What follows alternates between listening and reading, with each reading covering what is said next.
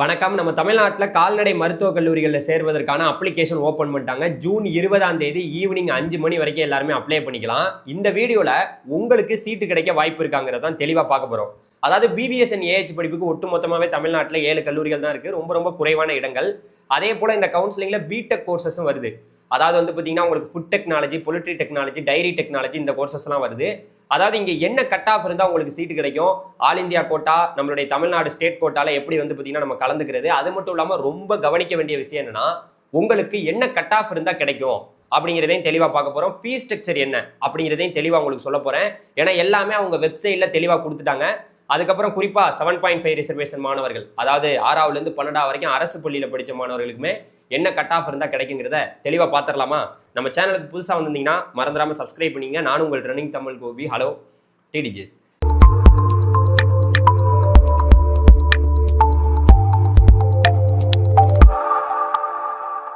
அதாவதுங்க அவங்க வெப்சைட்லேயே அனைத்து விவரங்களையுமே கொடுத்துட்டாங்க. இப்போ நம்ம வெப்சைட்டில் ஒன்று ஒன்றா பார்த்துடலாம். ஃபர்ஸ்ட் பார்த்தீங்கன்னா நம்ம தமிழ்நாட்டில் இருக்கக்கூடிய ஒட்டுமொத்த இடங்கள், அதாவது பிவிஎஸ் அண்ட் ஏஹெச் படிப்புக்கு ஒட்டுமொத்தமாக எவ்வளோ இடங்கள் இருக்குது, பிடெக் கோர்சஸுக்கு எத்தனை இடங்கள் இருக்குங்கிறத நம்ம தெளிவாக பார்க்கலாம். அதுக்கடுத்து கட் ஆஃபை பார்ப்போம். கட் ஆஃப் இருந்தால் தான் உங்களுக்கு சீட்டு கிடைக்கும். அதுக்கப்புறம் எலிஜிபிலிட்டி, உங்களுக்கு என்ன எலிஜிபிலிட்டி, நீங்கள் இந்த கவுன்சிலிங்கில் பங்கேற்கணும்னா உங்களுக்கு எலிஜிபிலிட்டி என்ன அப்படிங்கிறத நம்ம பார்த்துடலாம். ஃபர்ஸ்ட் ஒன்று ஒன்றா பார்ப்போம். பார்த்தீங்கன்னா நமக்கு எவ்வளோ இடங்கள் இருக்குங்கிறது தெரியணும். பிவிஎஸ் அண்ட் ஏஹெச் படிப்புங்கிறது 4.5 வருஷம் கல்லூரி, அதுக்கப்புறம் 1 வருஷம் இன்டர்ன்ஷிப்பு, ஒட்டு மொத்தமாக உங்களுக்கு 5.5 வருஷம் வரும். அதே போல் பிடெக் கோர்சஸும் வருது. பிடெக் கோர்ஸ் பார்த்தீங்கன்னா food technology, poultry technology, dairy technology, அதாவது உணவு தொழில்நுட்பம், அதுக்கடுத்து பார்த்தீங்கன்னா உங்களுக்கு கோழின தொழில்நுட்பம், அதுக்கடுத்து பால்வள தொழில்நுட்பம் அப்படின்னு சொல்லுவாங்க. இந்த 4 வருஷ கோர்ஸுக்கும் ஒட்டுமொத்தமாகவே பிவிஎஸ் அண்ட் ஏஹெச் படிப்புக்கு 660 சீட்டு தான் ஒட்டுமொத்தமாக இருக்குது நம்ம தமிழ்நாட்டில். பிடெக் கோர்சஸ்ன்னு பார்த்தா ஃபுட் டெக்னாலஜிக்கு 40 சீட்டு, பொலிட்ரி டெக்னாலஜிக்கு 40 சீட்டு, அப்புறம் பால்வள தொழில்நுட்பத்துக்கு 20 சீட்டு தான் இருக்குது. இப்போ நம்ம அதை தெளிவாக பார்த்துடலாம். அவங்க என்ன கொடுத்துருக்காங்கன்னு பாருங்கள். பிவிஎஸ் அண்ட் ஏஹெச் படிப்புக்கு அதாவது பிசிஐ, அதாவது ஆல் இந்தியா கோட்டால எவ்வளோ இடங்கள் இருக்குங்கிறத சொல்லியிருக்காங்க. தமிழ்நாட்டில்னு பார்த்தோம்னா அதாவது டிஎன்னு போட்டிருக்காங்க பார்த்தீங்களா, நம்மளுடைய மெட்ராஸ் வெட்டினரி காலேஜில் 102 சீட்டு, அப்புறம் வெட்டினரி காலேஜ் பார்த்தீங்கன்னா நாமக்கல்ல 85 சீட்டு, வெட்டினரி காலேஜில் பார்த்தீங்கன்னா நம்மளுடைய திருநெல்வேலியில் ஒரு 85 சீட்டு, ஒரத்தநாடு தஞ்சாவூர் மாவட்டம் ஒரத்தநாட்டில் பார்த்தீங்கன்னா ஒரு வெட்டினரி காலேஜ், அங்கே ஒரு 85 சீட்டு, அப்புறம் வெட்டினரி காலேஜ் சேலத்தில் ஒரு காலேஜ் இருக்குது, அங்கே ஒரு 80 சீட்டு, அப்புறம் தேனி மாவட்டத்தில் பார்த்தீங்கன்னா ஒரு கல்லூரி இருக்குது, அங்கே ஒரு 80 சீட்டு வெட்டினரி காலேஜ், அப்புறம் ஒரு வெட்டினரி காலேஜ் உடுமலைப்பேட்டையில் இருக்குது, அங்கே ஒரு 80 சீட்டு. இதுதான் தமிழ்நாட்டில் இருக்கக்கூடிய சீட்டு. இந்த விசிஏங்கிறது ஆல் இந்தியா கோட்டாவில் போயிடும். அது நீட் மார்க் வச்சு உங்களுக்கு ஆல் இந்தியா கோட்டாவில் வெட்டினரி கவுன்சில் ஆஃப் இந்தியா மூலியமா அதில் நீங்கள் சாய்ஸ் ஃபில்லிங் பண்ணி எடுக்கிற மாதிரி இருக்கும். என்ஆர்ஐ கோட்டாவும் இருக்குது. என்ஆர்ஐ கோட்டாவுக்கு எவ்வளோ இடங்கள், அதுக்கப்புறம் ஃபாரின் நேஷனல்ஸுக்கு எவ்வளோ இடங்கள், அதுக்கப்புறம் நம்மளுடைய பிஎம் பிரதம மந்திரியோட அவங்களுடைய இடங்களுக்கு ஒரு 2 இடம் பார்த்தீங்கன்னா மெட்ராஸ் வெட்டினரி காலேஜில் கொடுக்குறாங்க. ஒட்டு மொத்தமாக எவ்வளோ இடங்கள் இருக்குது, 660 இடங்கள் இருக்குங்கிறத நீங்கள் இதில் தெளிவாக பார்த்துக்கலாங்க. இப்போ எவ்வளோ சீட் இருக்குங்கிறது உங்களுக்கு தெரிஞ்சிருச்சு. அடுத்த கட்டமாக நம்மளுடைய இந்த பிடெக் கோர்சஸ் இருக்குல்ல, அதுக்குமே ஆல் இந்தியா கோட்டா, ஸ்டேட் கோட்டான்னு பிரிச்சிருவாங்க. எல்லாமே இருக்குது. அதுலேயுமே ஃபுட் டெக்னாலஜிக்கு கொடுவெள்ளியில் ஒரு காலேஜ் இருக்குது. அதுக்கு பார்த்தீங்கன்னா மொத்தமாகவே ஆல் இந்தியா கோட்டாவுக்கு 6 சீட்டு, ஆல் இந்தியா கோட்டாவில் டைரி டெக்னாலஜிக்கு ஒரு 3 சீட்டு கொடுவெள்ளியில் வருது. அதே போல் தமிழ்நாட்டில் இருக்கக்கூடிய இடங்கள் எவ்வளோனா, அதாவது ஃபுட் டெக்னாலஜிக்கு 34 சீட் இருக்குது, அதுக்கப்புறம் அது கொடுவெள்ளியில், அதுக்கப்புறம் அதே பொலிட்ரி டெக்னாலஜி ஒசூரில் இருக்கக்கூடிய காலேஜில் 40 சீட்டு பார்த்தீங்கன்னா இருக்குது. அதே போல் பார்த்தீங்கன்னா டைரி டெக்னாலஜியில் கொடுவெள்ளியில் 17 சீட் இருக்குது. நீங்கள் டிஎன்னு போட்டிருக்குல்ல, அது மட்டும்தான் நம்மளுடைய 12th மார்க்கை வச்சு நம்ம எடுக்கக்கூடிய சீட்டு. நீங்கள் ஆல் இந்தியா கோட்டா போகணுன்னா அது வேற. தமிழ்நாட்டில் நடக்கக்கூடிய கவுன்சிலிங்கிறது அந்த டிஎன்னு இருக்கக்கூடிய சீட்டை மட்டும்தான் நீங்கள் எடுக்கலாம். அதுக்கப்புறம் என்ஆர்ஐ சீட் இருக்குது, அதுக்கப்புறம் ஃபாரின் நேஷனல்ஸ், அதுக்கப்புறம் ஒட்டு மொத்தமாக எவ்வளோ இடங்கள் இருக்குங்கிறத சொல்லியிருக்காங்க. இப்போ நம்ம எவ்வளோ இடங்கள் இருக்குன்னு பார்த்துட்டோம். இப்போ அடுத்த கட்டமாக எவ்வளோ கட் ஆஃப் இருந்தால் உங்களுக்கு கிடைக்க வாய்ப்பு இருக்குது. நம்ம இந்த கட் ஆஃப்ங்கிறத இப்போ நம்ம தெளிவாக சொல்கிறேன். அதுக்கப்புறம் இன்னுமே தெளிவுபடுத்துகிறேன். கவுன்சிலிங் நேரத்தில் இன்னுமே உங்களுக்கு தெளிவுபடுத்துவேன். இப்போ பார்த்தீங்கன்னா பிவிஎஸ் அண்ட் ஏஹெச் படிப்புக்கு நம்மளுடைய 2023, 24 2 வருஷத்தையும் நம்ம கம்பேர் பண்ணி பார்க்கலாம். உங்களுக்கு ஓசிக்கு 197 2004, இதை நீங்கள் பார்த்துக்கலாம். பிசிக்கு பார்த்தீங்கன்னா 194, பிசிஎம்முக்கு 192, எம்பிசிக்கு 194, எஸ்சிக்கு பார்த்தீங்கன்னா உங்களுக்கு 191, எஸ்சிஏக்கு பார்த்தீங்கன்னா 186, அதே போல் எஸ்டிக்கு பார்த்தீங்கன்னா 188 அப்படிங்கிறத பிரிச்சிருக்காங்க. 2023, 24 எந்த லெவலுக்கு அப்ளிகேஷன் வரப்போதோ அதை பொறுத்து தான் இந்த வருஷம் கட் ஆஃப் மாறுமா. ஏன்னா ரேங்க் லிஸ்ட் வந்ததுக்கப்புறம் நம்ம இன்னுமே உங்களுக்கு துல்லியமாக நம்ம இதை சொல்ல முடியும். ஒகேஷனல் மாணவர்கள் சில பேர் இருப்பாங்க, 12th ஒகேஷனல் குரூப் படிச்சிருப்பாங்க. அந்த மாணவர்களுமே அவங்களுக்கு கட் ஆஃப் கொஞ்சம் இதை விட குறைந்து வரும். அவங்களுக்கு அது வேற டைப்பு.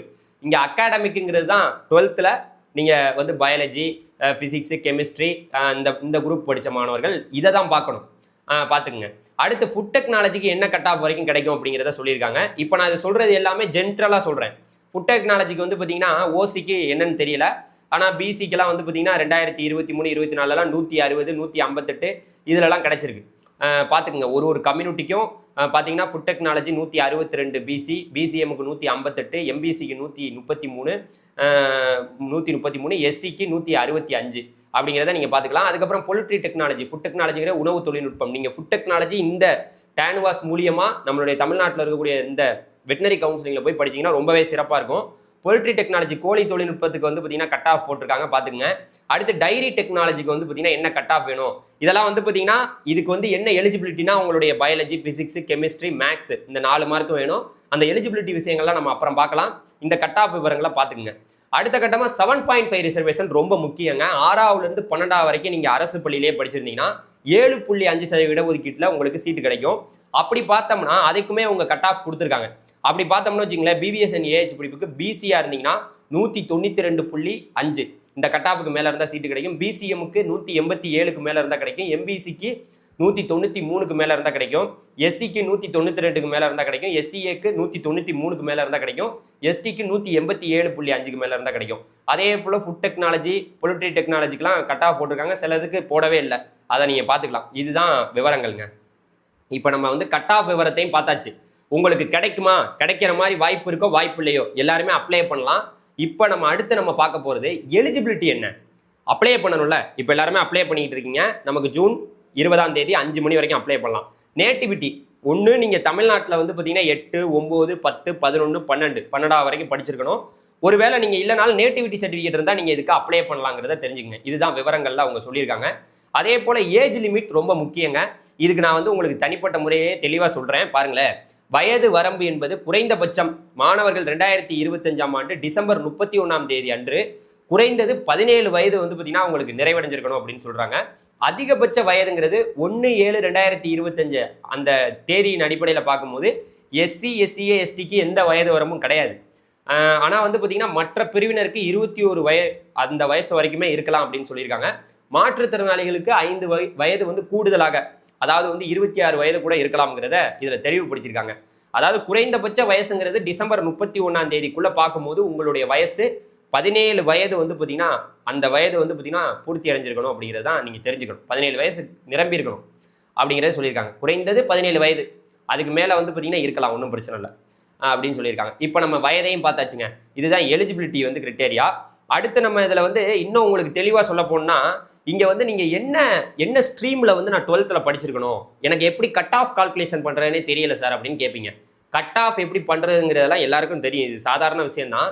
நீங்கள் பிவிஎஸ்என் ஏஹெச் படிப்பு படிக்க போனீங்கன்னா ஒன்று, நீங்கள் வந்து ஜென்ரலாக ஃபிசிக்ஸு, கெமிஸ்ட்ரி, பயாலஜி, உங்களுடைய ஃபிசிக்ஸ், கெமிஸ்ட்ரி மார்க்கை ரெண்டையுமே வந்து பார்த்தீங்கன்னா ஒட்டு மொத்தமாக ஃபிசிக்ஸில் பாதி மார்க்கு, கெமிஸ்ட்ரியில் பாதி மார்க்கு, பயாலஜி மார்க்கை அப்படியே எடுத்துக்கணும். அப்படியே எடுத்துட்டிங்கன்னா ஃபிசிக்ஸில் வந்து பார்த்தீங்கன்னா 100க்கு நீங்கள் வந்து பார்த்தீங்கன்னா எவ்வளோ வாங்கியிருக்கீங்களோ அதில் பாதி, கெமிஸ்ட்ரியில் 100க்கு எவ்வளோ வாங்கியிருக்கீங்களோ அதில் பாதி, பயாலஜி மார்க்கை அப்படியே ஆட் பண்ணிங்கன்னா உங்களுக்கு 200க்கு உங்கள் கட் ஆஃப் வந்துடும். அதை வச்சு பார்த்துக்குங்க. அதே போல் பிவிஎஸ்என் ஏஹெச் படிப்பில் சில மாணவர்கள், அதே நீங்கள் வந்து பாட்னி சுவாலஜியாக இருந்தீங்கன்னா அந்த 4 மார்க்கையும் ஆட் பண்ணி, அதாவது 2ஆல் டிவைட் பண்ணிங்கன்னா உங்களுக்கு கட் ஆஃப் என்னன்னு தெரிஞ்சிடும். அதையும் நீங்கள் பார்த்துக்கலாம், பாட்னி சுவாலஜி படிச்சிருக்கணும். அதே போல் பிவிஎஸ்என் ஏஹெச் படிப்புக்கு வந்து நீங்கள் ஒகேஷனலாக இருந்தீங்கன்னா பயாலஜி, அக்ரிகல்ச்சர் அந்த ப்ராக்டிஸு, பொலிட்ரி, டைரி இந்த மாதிரி இருந்தீங்கன்னா நீங்கள் அந்த பிவிஎஸ்என் ஏஹெச் படிப்புக்கு எலிஜிபிள். ஒகேஷனல் 12th ஒகேஷனல் படித்தவங்க. அதே போல் பிடெக்கில் வந்து food technology, poultry technology, dairy technology, உணவு தொழில்நுட்பம், கோழின தொழில்நுட்பம், பால்வள தொழில்நுட்பம், இந்த படிப்புக்கு வந்து நீங்கள் மேக்ஸு, ஃபிசிக்ஸு, கெமிஸ்ட்ரி, பயாலஜி இந்த 4 சப்ஜெக்ட்டும் கன்ஃபார்ம் வேணும். 4 சப்ஜெக்டையும் நீங்கள் வந்து பார்த்தீங்கன்னா ஆட் பண்ணி அதை 2ஆல் டிவைட் பண்ணுங்கள். அதுதான் உங்கள் கட் ஆஃப். எப்படி வந்து நம்ம அக்ரிகல்ச்சருக்குலாம் பார்க்குறோமோ அது மாதிரி தான். ஸோ இது தாங்க எலிஜிபிலிட்டின்னு அவங்க சொல்லியிருக்காங்க, வேறு ஒன்றுமே கிடையாது. சிம்பிளாக முடிச்சிட்டேன். இப்போ எல்லாத்தையுமே உங்களுக்கு சொல்லிட்டேன். இதுக்கு அப்ளை பண்ணுறதுக்கு ஃபீஸ் எவ்வளோ சார் அப்படின்னு நீங்கள் கேட்பீங்க. அப்ளை பண்ணுறதுக்கு பிவிஎஸ்என் ஏஹெச் படிப்புக்கு எஸ்சி, எஸ்சிஏ, எஸ்டியாக இருந்தால் 250 ரூபா வாங்குறாங்க. அதே நீங்கள் வந்து அதர் கம்யூனிட்டியாக இருந்தீங்கன்னா உங்களுக்கு 500 ரூபா. அதே நீங்கள் பிடெக் கோர்சஸுக்கு அப்ளை பண்ணுறீங்கன்னா அதுக்கு 450 ரூபாங்கிறது எஸ்சி, எஸ்சிஏ, எஸ்டிக்கு. அதர் கம்யூனிட்டினா 900 ரூபா வாங்குறாங்க. அடுத்த கட்டமாக நம்ம சொல்ல போகிறது ரொம்ப முக்கியமாக ஃபீஸு. எவ்வளோ சார் ஃபீஸ் வரும், எங்களுக்கு இதில் கவுன்சிலிங்கில் இடம் கிடச்சிச்சின்னா எவ்வளோ ஃபீஸ் நாங்கள் காலேஜுக்கு கட்டுற மாதிரி இருக்கும் அப்படின்னு கேட்டிங்கன்னா பிவிஎஸ்என் ஏஹெச் படிப்பு நம்ம இப்போ தெளிவாக உங்களுக்கு சொல்கிறேன் பாருங்க. பிவிஎஸ்என் ஏஹெச் படிப்புக்கு 5.5 வருஷம் 4.5 வருஷம் காலேஜ், 1 வருஷம் இன்டர்ன்ஷிப் எல்லாமே சேர்த்து உங்களுக்கு வந்து பார்த்தீங்கன்னா ஃபீஸ் பாருங்களேன். ஃபர்ஸ்ட் இயருக்கு வந்து பார்த்தீங்கன்னா டோட்டலாக அவங்க என்ன கொடுத்துருக்காங்கன்னா உங்களுக்கு அதிகபட்சமான ஃபீஸ் வந்து ஃபர்ஸ்ட் இயருக்கு 22,15,000 ரூபாய், 15 ரூபாய், 22,015 ரூபா வந்து பார்த்தீங்கன்னா ஃபீஸ். அதே போல் செகண்ட் இயருக்கு வந்து பார்த்தீங்கன்னா 17,590 ரூபாய், தேர்ட் இயருக்கு 17,590 ரூபாய். அதே போல் உங்களுக்கு ஃபோர்த் இயர் வந்து பார்த்தீங்கன்னா அந்த 1.5 அந்த 4.5 வருஷம் வரும்ல, அதில் பார்த்தீங்கன்னா 26,860 ரூபா. அதுக்கடுத்து இன்டர்ன்ஷிப்புக்கு அந்த இது மொத்தமாக சேர்த்து 12,000 ரூபா அப்படிங்கிறத ஃபீஸ் எல்லாத்தையுமே கொடுத்துட்டாங்க. நீங்கள் வந்து பார்த்தீங்கன்னா எல்லாத்தையும் தெளிவாக பார்த்துக்கலாம். என்னென்ன fees, library fees, university calendar எல்லாத்துக்குமே ஒன்றுக்கும் தனிப்பட்ட முறையில் டிரான்ஸ்போர்ட் அனைத்து விஷயங்களுக்கும் அவங்க தனித்தனியாக சொல்லியிருக்காங்க. இது பிவிஎஸ்என் ஏஹெச் படிப்புக்கு. அடுத்து வந்து பார்த்தீங்கன்னா ஃபுட் டெக்னாலஜிக்கு எவ்வளோ ஃபீஸ் வரும் அப்படின்னு கேட்பீங்க. Food technology, poultry technology, dairy டெக்னாலஜிக்கு அதுக்கு ஒரு செமஸ்டருக்கும் எவ்வளோ ஃபீஸ்ன்னு சொல்லியிருக்காங்க. அதில் ஃபஸ்ட்டு செமஸ்டருக்கு வந்து பார்த்தீங்கன்னா 13,695 ரூபா. இதே நீங்கள் செகண்ட் செமஸ்டர், ஃபோர்த்து செமஸ்டர், அதுக்கடுத்து வந்து பார்த்தீங்கன்னா உங்களுக்கு 6th செமஸ்டர் அந்த இதுக்கு வந்து பார்த்தீங்கன்னா 8,320 ரூபா. அதே தேர்ட் செமஸ்டர், 5th செமஸ்டர், அப்புறம் வந்து பார்த்தீங்கன்னா 7th செமஸ்டர் இதுக்கு வந்து பார்த்தீங்கன்னா 9,270 ரூபா. அப்புறம் இண்டஸ்ட்ரியல் ட்ரைனிங்க்கு வந்து பார்த்தீங்கன்னா ஒரு 6,000 ரூபான்னு போட்டிருக்காங்க. இதுதான் ஃபீஸ். இது வந்து பார்த்தீங்கன்னா மாணவர்கள் நல்லா புரிஞ்சுக்கணும். இது வந்து ஜென்ரல் மாணவர்களுக்கு. ஆனால் 7.5 ரிசர்வேஷனுக்கு எந்த ஃபீஸுமே கிடையாது. உங்களுக்கு 1 ரூபா கூட கிடையாது. காலேஜ் ஃபீஸ், ஹாஸ்டல் ஃபீஸ் எந்த ஃபீஸும் இல்லை. நீங்கள் ஃப்ரீயாகவே படிக்கலாம். தெரிஞ்சுக்கங்க. இப்போ நம்ம எல்லாத்தையும் பார்த்துட்டோம் நண்பர்களே. அடுத்த கட்டமாக மாணவர்கள் இப்போ அப்ளை பண்ணுறதுக்கான டேட் உங்களுக்கு கொடுக்கப்பட்டிருக்கு. தமிழ்நாடு ஸ்டூடெண்ட்ஸ் அதாவது 20/6/2025 5 மணி வரைக்கும் அப்ளை பண்ணலாம். நீங்கள் என்ஆர்ஐயா இருந்தீங்கனாலும் என்ஆர்ஐ மாணவர்களுக்குமே டேட்டு கொடுத்துருக்காங்க. 27/6/2025 வரைக்குமே நீங்கள் ஃபாரின் நேஷனல்ஸு, என்ஆர்ஐ அந்த ஸ்பான்சர்டு அந்த கோட்டாவில் படிக்கணும்னா அதுக்கு நீங்கள் அப்ளை பண்ணிக்கலாம். இப்போ ஆல் இந்தியா கோட்டாவில் கவுன்சிலிங்கில் அட்டன் பண்ணுறதுக்கு அதுக்கு வந்து நமக்கு நீட் ரிசல்ட் வந்ததுக்கப்புறம் நமக்கு சொல்லுவாங்க. இதுதான் மேட்ரு. அப்புறம் அவங்களுடைய டேட்டா எல்லாமே உங்களுக்கு தெரியும். அவங்க விவரங்கள்லாம் எல்லாமே கொடுத்துருக்காங்க. இது அவங்களுடைய டேட்டா. நம்ம இப்போவே 1,500 விஷயங்களை உங்களுக்கு சொல்லியிருக்கோம். அதனால் இந்த வீடியோ பார்த்த மாணவர்கள் ரொம்ப கான்ஃபிடென்ஸாக இருங்க. அடுத்தடுத்த வீடியோவில் நமக்கு அந்த எல்லாரும் அப்ளை பண்ணதுக்கப்புறம் ரேங்க் லிஸ்ட் வருதுல்ல, அதில் எவ்வளோ பேர் எத்தனை பேருக்கு வந்து கட் ஆஃப் வருதுங்கிறத பார்த்துட்டு நான் அப்போ வந்து பார்த்தீங்கன்னா இந்த ரேங்க் வரைக்கும் உங்களுக்கு கிடைக்க வாய்ப்பு இருக்குங்க, இந்த ரேங்க் வரைக்கும் கிடைக்க வாய்ப்பு இருக்குது, இதில் கிடைக்க சான்சஸ் இல்லை அப்படிங்கிறத இன்னும் நுணுக்கமாக நமக்கு ரேங்க் லிஸ்ட் வந்ததுக்கப்புறம் உங்களுக்கு தெளிவுபடுத்தலாம். நன்றி, வணக்கம். இந்த வீடியோவை உங்கள் ஃப்ரெண்ட்ஸ் எல்லாருக்கும் ஷேர் பண்ணுங்கள். இன்று வந்து பார்த்தீங்கன்னா கால்நடை மருத்துவ படிப்பெல்லாம் நீங்கள் படிக்கிறதுக்கு வந்து உங்களுக்கு கொடுத்து வச்சிருக்கணும். எனக்கு ஒரு ரொம்ப பிடிச்ச படிப்பு. அதனால் கண்டிப்பாக உங்களுக்கு தெரிஞ்சவங்க எல்லாருக்கும் ஷேர் பண்ணுங்கள். இந்த வீடியோ ஷேர் பண்ணி அவங்களே அப்ளை பண்ண சொல்லுங்கள். தேங்க்யூ.